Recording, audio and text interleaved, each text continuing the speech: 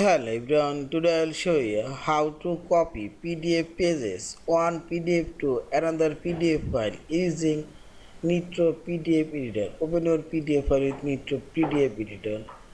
Now click on this paste thumbnail option and select your pages you want to copy.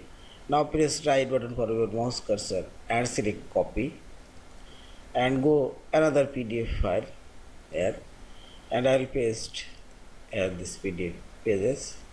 And see this page now inserted here. Again go first PDF file. Also I'll copy this page and select copy and I'll paste here and select paste. In this way you can copy and paste a PDF file one PDF to another PDF file. And finally select file option, save or save as a PDF file. Thank you for watching. Please subscribe, like, share and comments.